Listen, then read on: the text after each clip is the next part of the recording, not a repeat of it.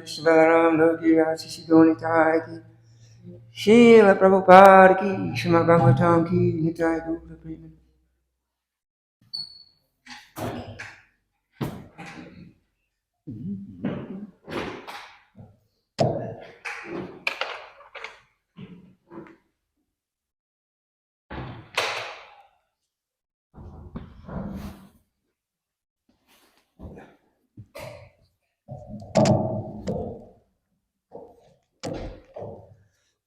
Namo Bhagavate Vasudevaya. Namo Bhagavate Vasudevaya. Om Namo Bhagavate Vasudevaya. Reading from Srimad Bhagavatam. Canto 3, Chapter 9, Text 16. Prayer, Brahma's prayers for creative energy.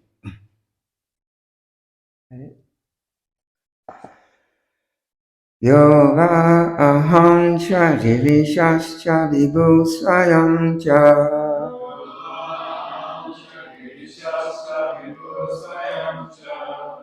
Sthiti udbhava palaya hitava atmamulam.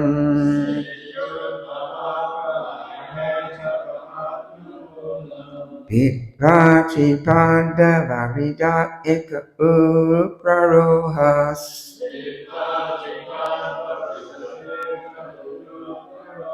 Tasme namo bhagavate bhuvanatramaya.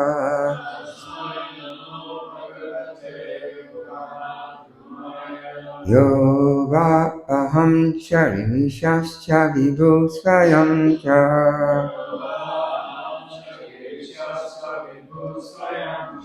Siddhi udbhava palaya hitava mamulam.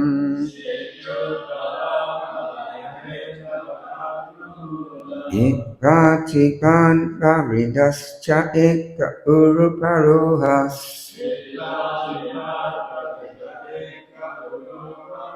Tasme namo bhagavate bhuvanatramaya.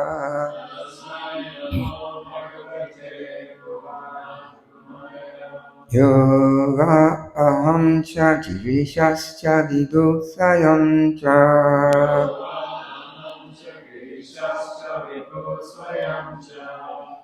Sthiti udbhava palaya hitava mamulam.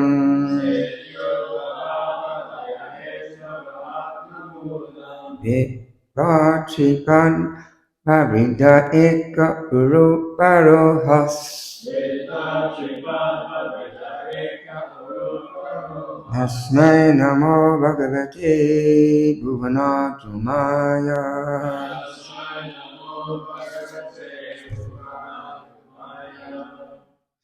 Ya, one who, why, certainly, aham, cha, also I,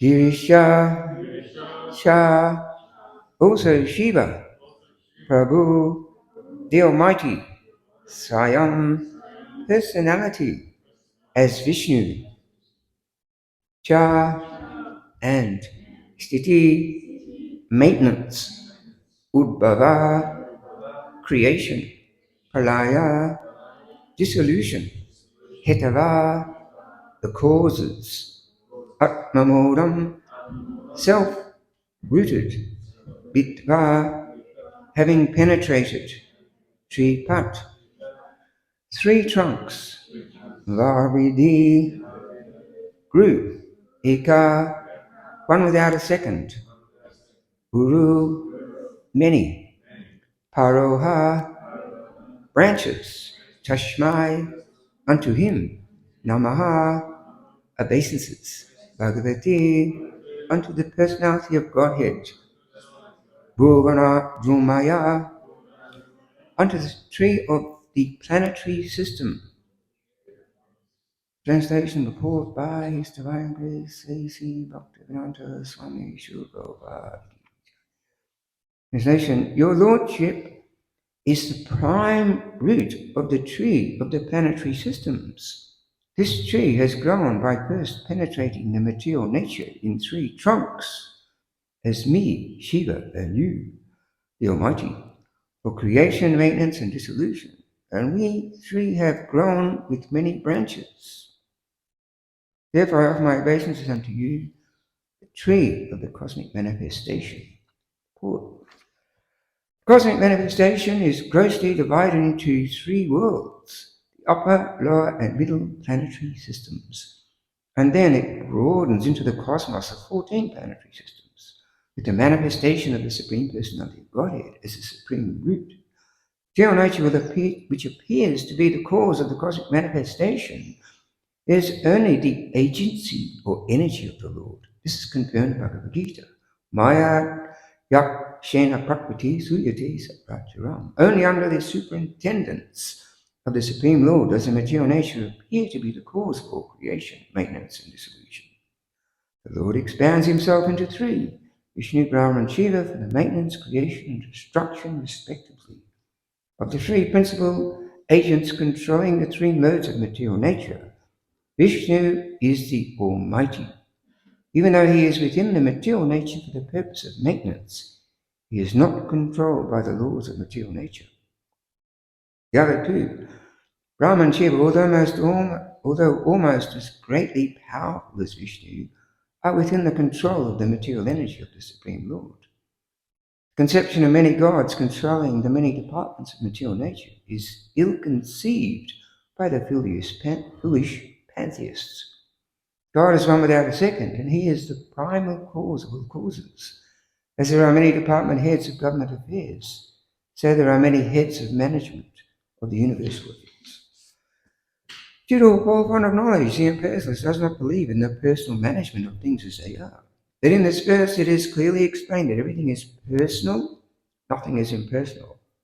We have already discussed this point in the introduction, and it is confirmed here in this verse. The tree of the material manifestation is described in the 15th chapter of Bhagavad Gita as an Ashvata tree whose root is upwards. We have actual experience of such a tree when we see the shadow of a tree on the bank of the reservoir of water. The reflection of the tree on the water appears to hang down from its upward roots. The tree of creation described here is only a shadow of the reality, which is Para Brahma, Vishnu. In the internal potential manifestation of the Vaikuntha locus, the actual tree exists, and the tree reflected in the material nature is only the shadow of this actual tree. The impersonalist theory that Brahman is void of all variegations is false, because the shadow tree described in the Bhagavad Gita cannot exist without being a reflection of a real tree. The real tree is situated in the eternal existence of spiritual nature, full of transcendental varieties, and Lord Vishnu is the root of that tree also.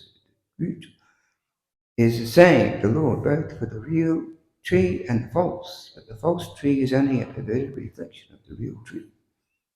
The Lord, being the real tree, is here offered obeisances by Brahma on his own behalf and also on behalf of Lord Shiva. Yes, Prabhupada. So many things are being described here. So we're reading here that the universe has 14 divisions, 14 planetary systems. Actually, it is said in Vedic cosmology that these 14 divisions or planetary systems cover a space of like 2 billion by 2 billion square miles. It's a big space.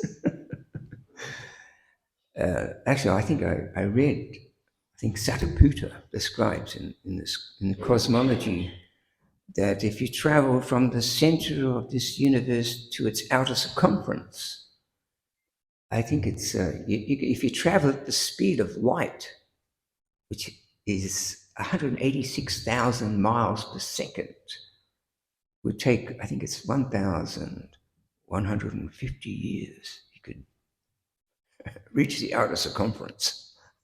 Big space. So the Earth is situated in the center. We've got the Burloka planetary systems. And there's 6 planetary systems above us, which reach up to Satyaloka, where there's very spiritually advanced beings reside. And below us is 7 planetary systems, which are inhabited by, it's described in the Vedas, asuras and grossly materialistic people.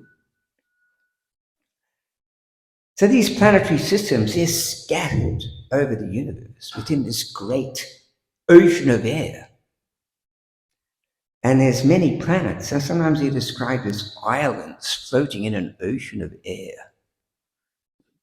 Millions and trillions of these islands just floating in this vast space of air, which covers 2 billion by 2 billion square miles.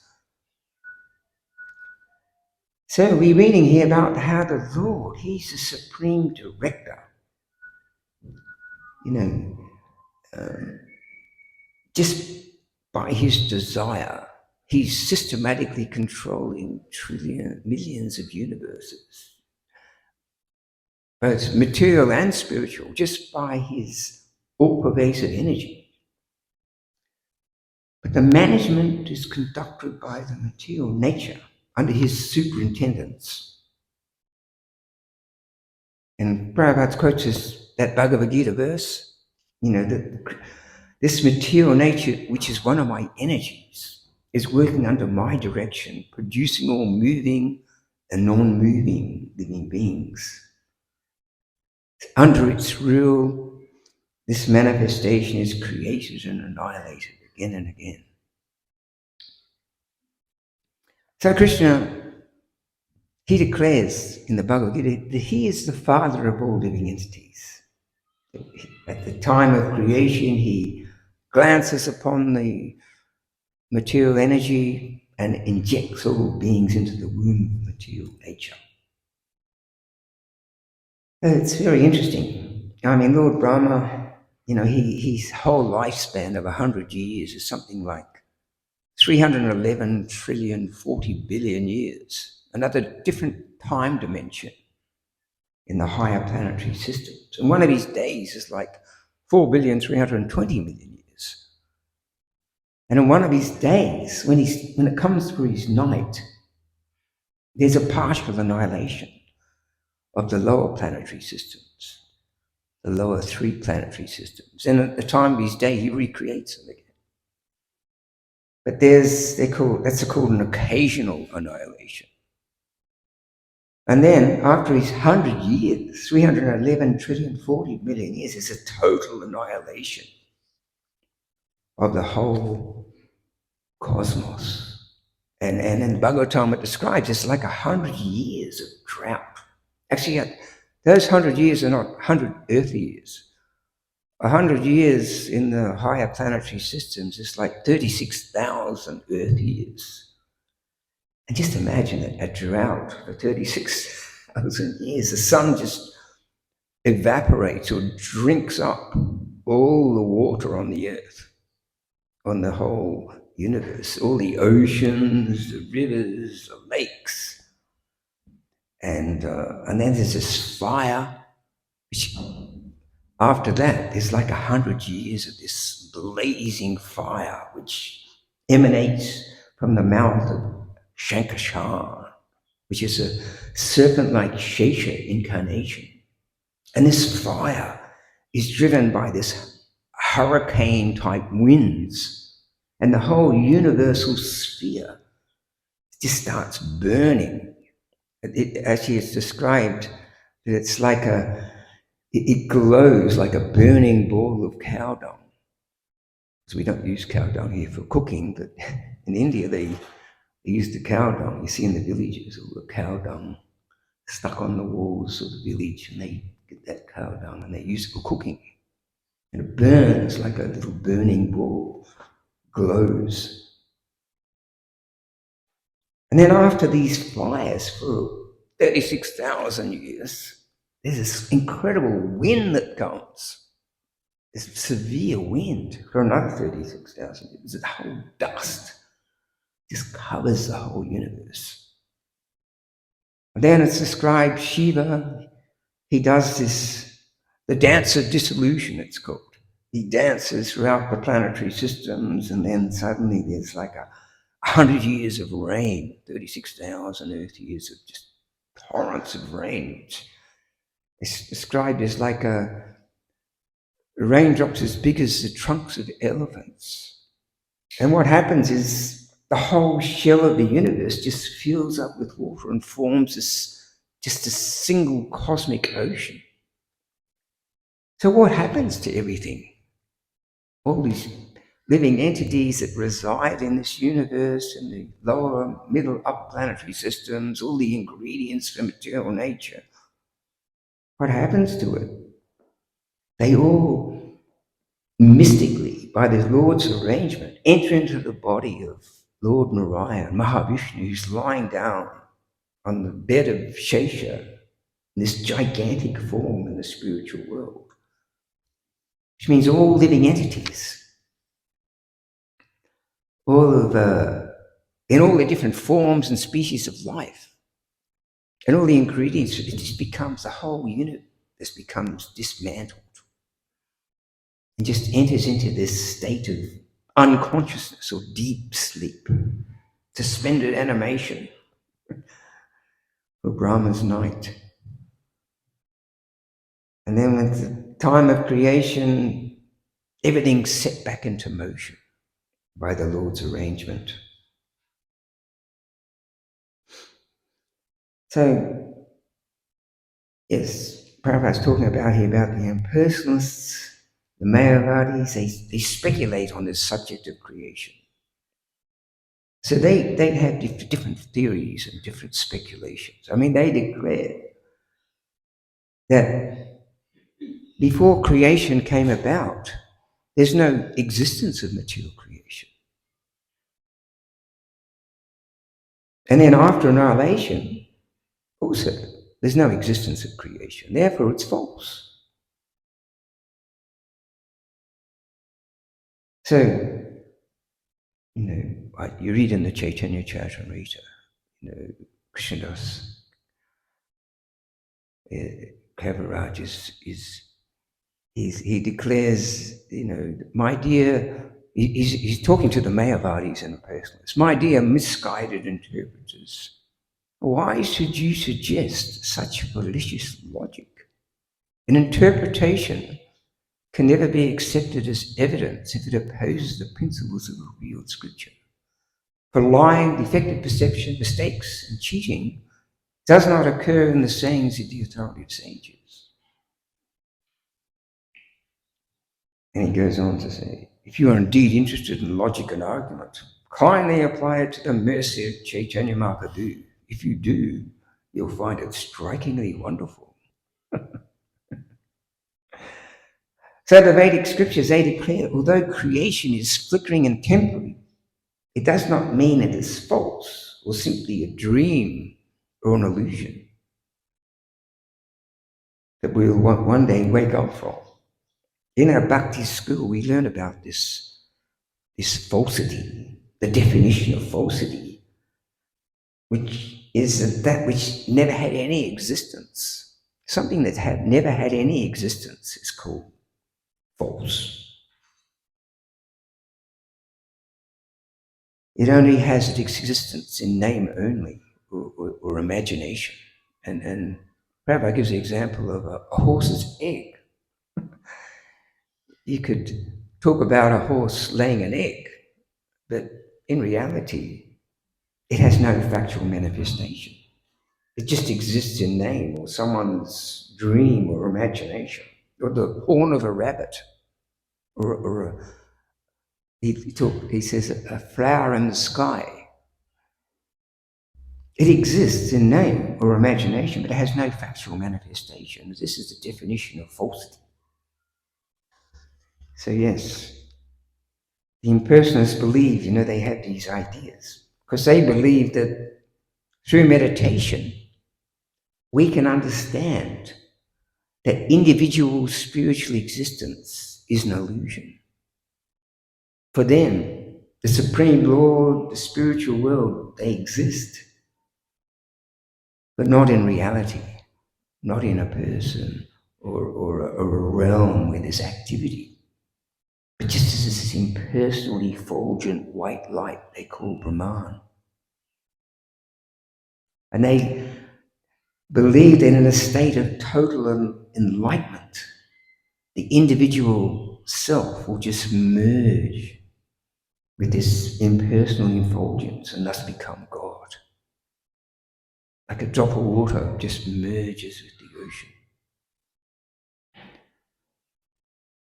So this is considered a very illogical philosophy. Actually, there was one book out called 108 Refutations Against the Impersonal Philosophy by Ramanuja Acharya. There's one, I always remember there was one verse that said, although there are many waves in the ocean, has any one wave ever become the ocean? So how is it that the jiva soul can become God? I mean, Krishna clearly says in Bhagavad Gita that we're not all God. That God means there's no one greater than God, no one is equal to God. God means the supreme controller of all living entities. Can anyone really make that claim? Of course, this is, Prabhupada explains, this is the frustration of the impersonalists, not finding happiness in this world, frustrated material desires. And they think to avoid this frustration and unhappiness of living in this miserable world of birth and death, we can just merge with the Supreme Lord. This is going to solve all the problems. Of course, we have the voidists as well. The voidists, through meditation, they believe that ultimately, through meditation, we can realize there's no God, there's no soul, there's no universe. As long as we perceive these things, we suffer. Therefore, the goal of these meditators is a state of just nothingness, voidness, called nirvana. We see the Buddhists, they're into this. Where all suffering ceases, just become.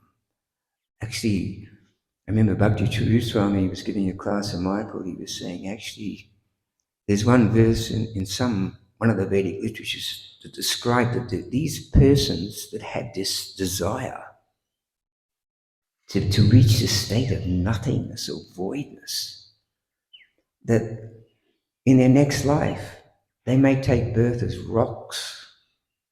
I mean, some rocks had souls, apparently. I mean, and if you have this desire just to be a totally inert being, you may take birth as a rock. Or if you're very fortunate, you may become a diamond or a ruby or something, give off some light. It's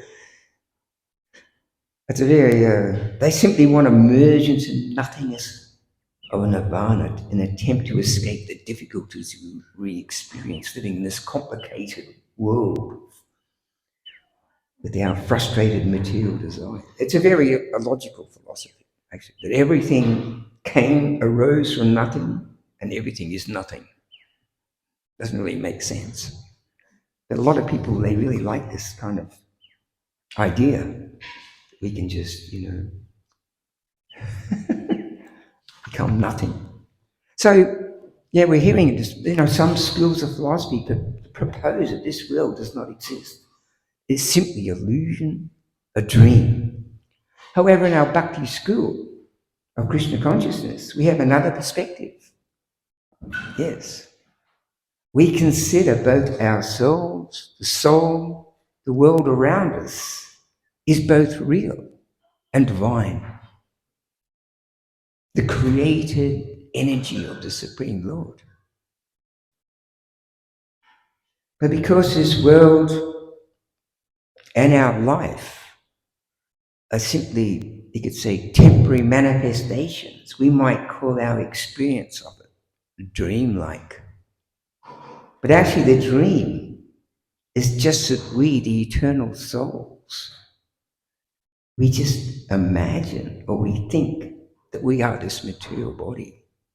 And we belong to this material world. So this is a kind of a dream, and how this dreaming condition of the conditioned soul is due to this powerful influence of this deluding material energy called Maya, which covers our intelligence, makes us forget who we are. So in Bhakti Yoga, we learn that we all have this, we've given this free will and independence to choose. It's very minute independence, but we can choose either to take shelter of the Lord's material energy or the divine spiritual energy. If we take shelter of the illusory energy, what happens? We become illusioned. It's as simple as that. Our consciousness becomes covered, just like a cloud that just covers us over. Therefore, we cannot really see clearly, who we are and how we're being controlled. So to be an illusion, it means to think something is different than what it really is in reality. The example is if someone sees a rope but thinks it's a snake, that's an illusion. I mean, the rope is not false, is not false. But to think the rope is a snake is to be an illusion. So in our Bhakti philosophy, we learn that the material world is not false. Rather, it is temporary. It's a temporary. For creations are coming and going. Similarly, our human bodies are coming and going. They're born, they're just dying continuously. But when someone thinks that the material world is separate from the Supreme Lord, that in itself is illusion. Ultimately, everything in existence, including ourselves, and everything that exists is related and is created by the Supreme Lord and is being controlled. To think otherwise is to be an illusion. So it's due to this influence of this powerful deluding material energy that what we do is we cut off our relationship with the Supreme Lord and we view ourselves as independent. I mean, the whole thrust of the Western civilization is to try and understand the self as separate from the Supreme Lord. To simply focus and appreciate our own uniqueness, our abilities, our talents, our accomplishments as a separate thing of our own. But ultimately, the reality is everything has its source in the Supreme. He is the intelligence of the intelligence, we read in Bhagavad Gita, the strength of the strong, the prowess and ability in man. He is the source of creation.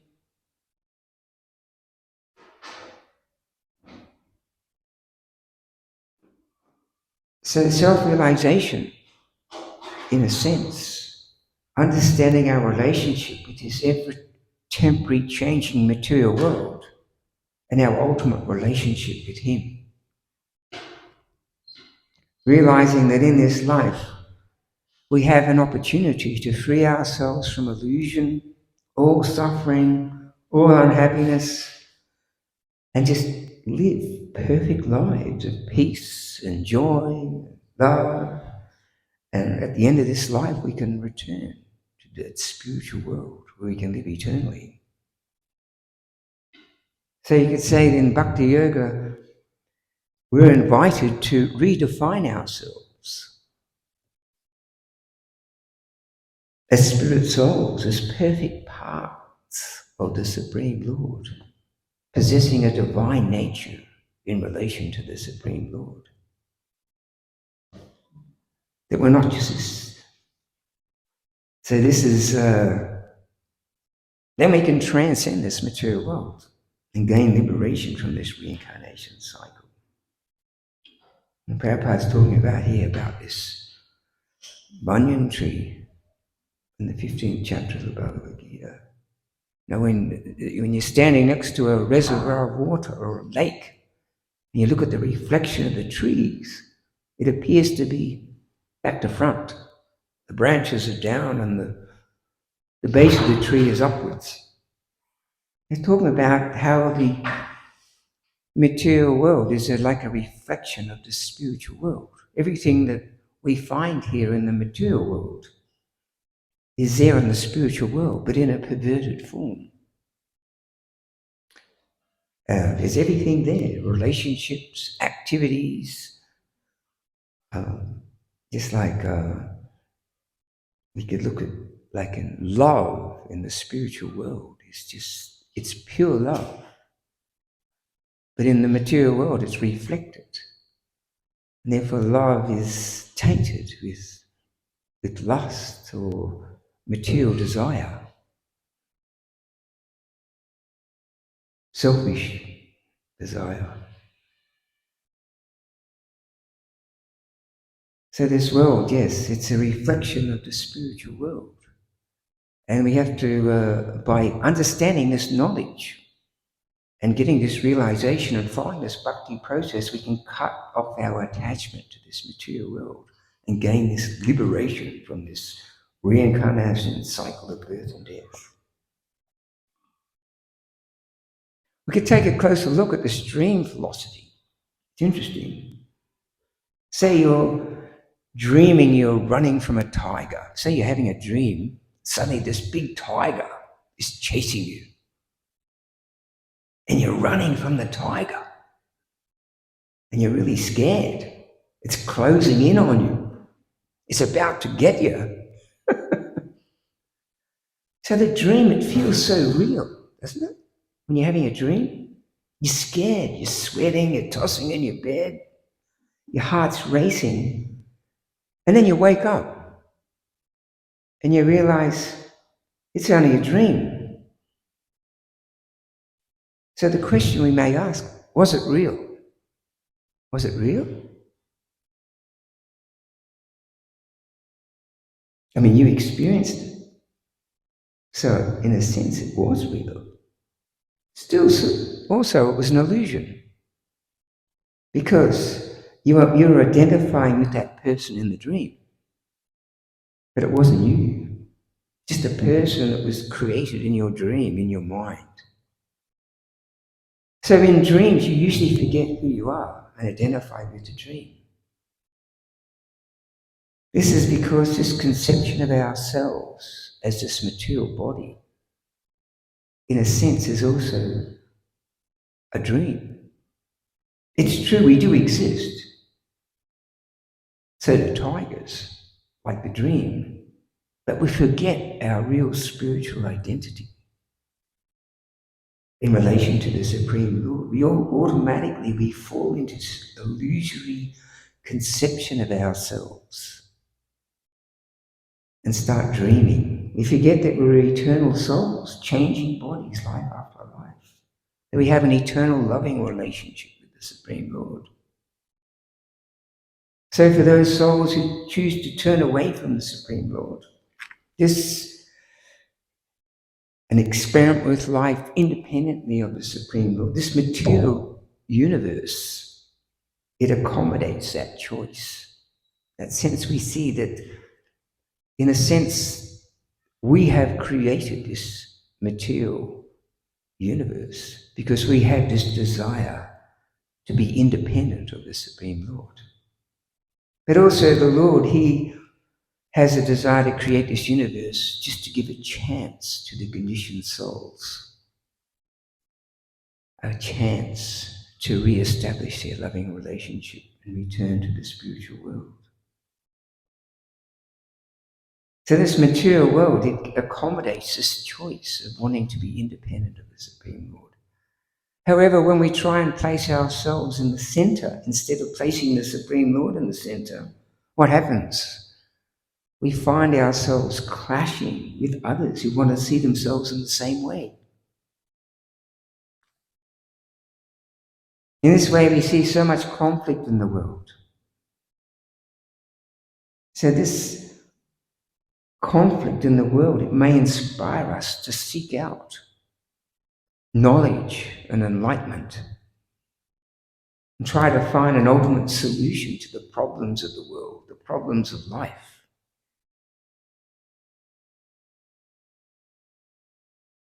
You know, in our quest for fulfillment in life, we may begin to realize that this world is not always ready to cooperate with our desires.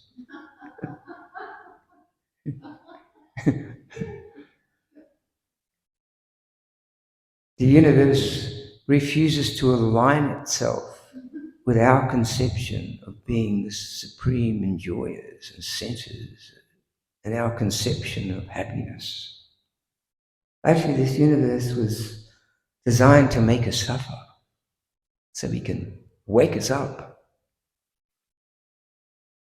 Nature's way of nudging us to wake up to ourselves and stop dreaming and try to realize that whatever material enjoyment you may know or experience is never complete, it never lasts. Everyone experiences it. You know, you think I'm going to enjoy this way and that way, but it's a false sense of happiness, a false sense of enjoyment or pleasure.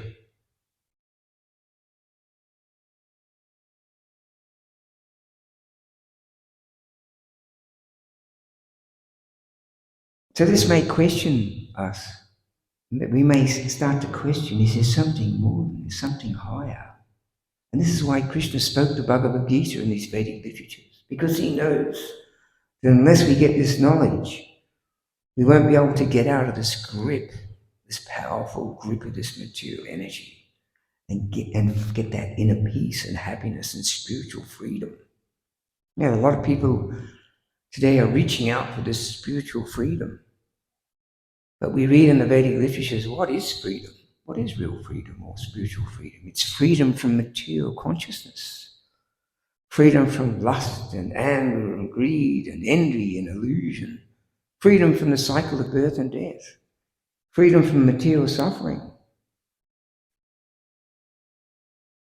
That's what real freedom is.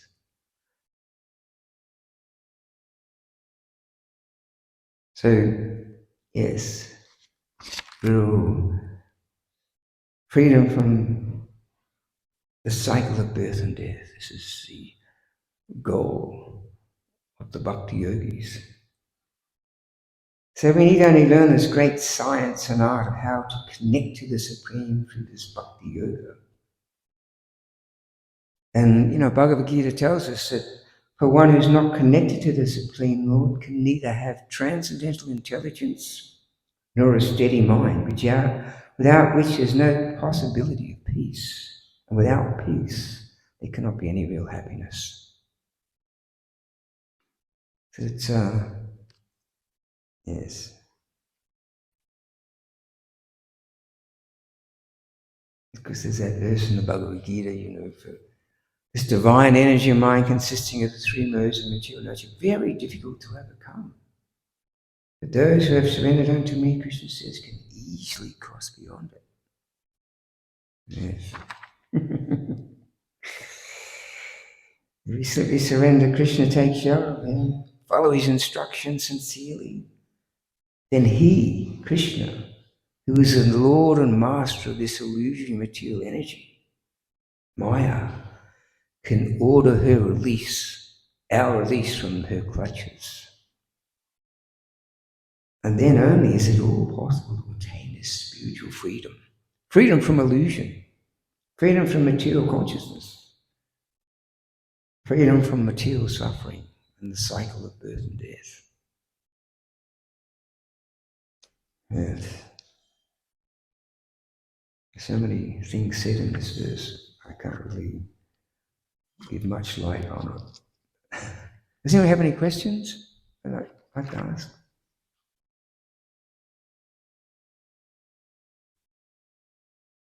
Yes.